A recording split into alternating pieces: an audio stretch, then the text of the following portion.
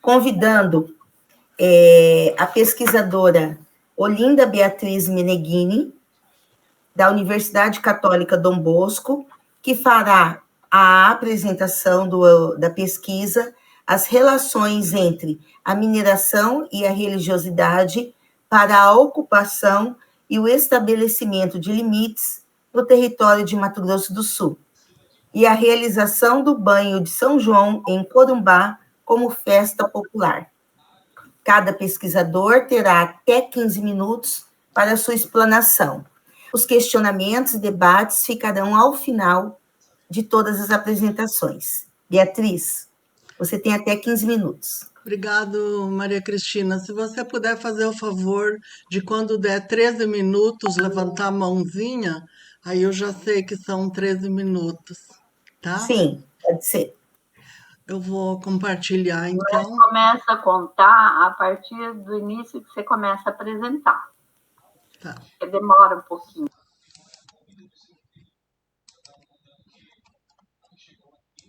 Tá ok, Maria Cristina? Bia, apenas um pouquinho, vou tirar sua foto, tá? Isso mesmo, professora. Na hora que ela colocar o slide, aí que a gente começa a contar o tempo. Tá ok? Tá aparecendo para vocês? Sim. Então, o simpósio temático A Cultura, Religiosidade e Saberes Locais na Territorialidade Brasileira. Então, o nome do trabalho a Maria Cristina já leu, e a minha orientadora é a professora doutora Maria Augusta de Castilhos. Então, qual é o objetivo desse trabalho? Se a gente vai falar friamente, da onde que surgiu um banho de São João aqui no Brasil? Então, a gente foi pesquisar. Desde que o Brasil iniciou sua exploração, a gente foi vendo que, na verdade, eles estavam atrás de ouro, diamantes e de minérios. Então, para atingir nossos objetivos, a gente buscou toda a documentação possível, e, inclusive, a gente foi buscar a primeira carta que foi escrita no Brasil, que ela só foi divulgada 200 anos depois, porque os portugueses queriam esconder para não divulgar para os espanhóis não virem também. Mas, na verdade, não foi isso que aconteceu. Os espanhóis já vieram junto também. Então, aqui, o capitão, ele conta que quando os indígenas o encontraram, eles apontavam para o chão e apontavam para o colar de ouro que ele tinha, dizendo que tinha esse minério aqui. E também eles apontavam para uma taça de prata, apontando para o chão também. A gente não sabe se é bem assim, se foi tão amigável, mas é o que está escrito na carta de Pero Vaz. Essa carta, então, ela foi 200 anos depois, ela foi divulgada na íntegra e ela está no Museu do Tombo em Portugal. E depois o próprio Pero Vaz, ele admite que não tinha tanto ouro assim. Bom, os eventos para a busca desses ouros e diamantes adentraram o estado de Mato Grosso. Então, as terras mais a oeste da colônia, porque a gente pode ver agora que as cidades fundadas primeiramente eram no litoral, as capitanias hereditárias, todos no litoral. E então eles começaram a adentrar um pouquinho mais atrás de ouro e diamantes. Então, eles vieram mais para oeste. E isso desempenhou um papel de conhecimento e de exploração e, ao mesmo tempo, de posse dessa parte do território.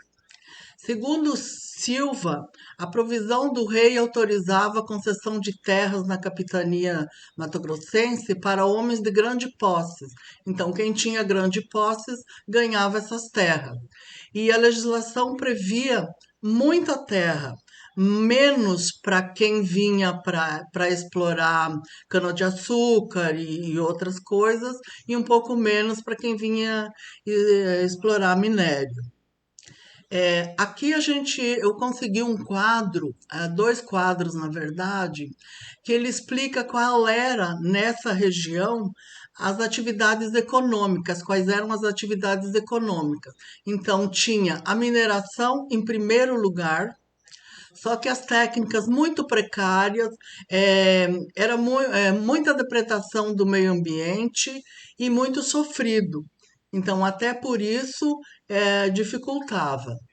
Então, esses sesmeiros, eles também tinham os engenhos de cana-de-açúcar e os negócios. Negócios subentende-se a venda do ouro e diamantes e etc., que eles encontravam aqui. As atividades administrativas, vejam bem, vinham 98 militares e 11 padres. Então, o que que os padres vinham fazer? Os militares eles vinham para proteger tanto os senhores de engenho, que tinham grandes posses, como também a, a costa, né? Porque eram a fronteira do Brasil. E os padres vinham para disseminar a religião. Então, os padres desempenharam um grande papel aqui. Eles, inclusive, eles construíam com a ajuda dos indígenas, ou não por força, talvez por medo, os indígenas faziam tudo o que eles precisavam. Tem a história, se fosse ver, só das missões já dava um artigo, né? Só das missões jesuítas que vieram para cá. Tanto eles trabalharam tão bem que eles foram expulsos. Portugal acabou expulsando eles daqui. Bom, a ocupação da região, que hoje é Mato Grosso do Sul, ela começou na cidade de Corumbá. Por quê? Porque como não tinha estrada, eles vinham através do rio. E durante a Guerra do Paraguai, foi muito usado o Rio Paraguai, é, nos três países com que ele fazia divisa. Então, era o Brasil, a cidade precisamente de Corumbá, Paraguai e Bolívia. Na década de 50, o Rio Paraná e o Rio da Prata eram os únicos meios de integração da região. Então, a cidade vivia sobre essa influência, a cidade de Corumbá vivia sobre essa influência, tanto de negócios quanto de linguagens, hábitos e a religiosidade. Aqui nós temos um mapinha que está mostrando a cidade de Corumbá e o rio, que era o meio de navegação deles entre os três países. Bom, na última década do século XIX, Corumbá recebeu muitos imigrantes, paraguaios, bolivianos, italianos, portugueses e posteriormente vieram sírios libaneses e ainda o exército e a marinha. Eles também tiveram participação na construção direta da vida urbana de Corumbá e contribuíram muito para a formação da população. No século, devido à localização fronteiriça, praticamente isolamento do resto do Brasil, porque o único caminho era o caminho por navegação. Então tinha muitos costumes, muitas diferenças culturais e o sincretismo religioso e as manifestações religiosas, elas começaram a criar um sincretismo. Houve troca entre si. No século XIX, a chamada religiosidade colonial, ela foi marcada pelas manifestações de fé. Então, a religião fazia grandes missas, grandes funerais, festividades, fazia muitos eventos grandiosos, e todos esses eventos grandiosos, dentre eles, destacou-se a festa do banho de São João. Bom, o banho de São João, então, é uma manifestação sacro-profana. ela é tanto religiosa quanto não religiosa. E ela tem influência na colonização portuguesa, espanhola e de matrizes da cultura afro-brasileira. Aqui também caberia um capítulo à parte, porque enquanto o Brasil era governado pelos portugueses brancos, eles traziam seus escravos para cá, os escravos ficavam à margem, mas eles não abandonaram as suas religiões, as suas crenças os seus costumes. Então, lá onde eles estavam, lá no bairro deles, eles continuaram a manter esse tipo de, de religiosidade deles, né? Então, são as religiões afro-brasileiras. Então, a festa, em decorrência disso tudo, ela foi se transformando. As pessoas foram se juntando e em 2010 ele foi registrado como um patrimônio imaterial de Mato Grosso do Sul.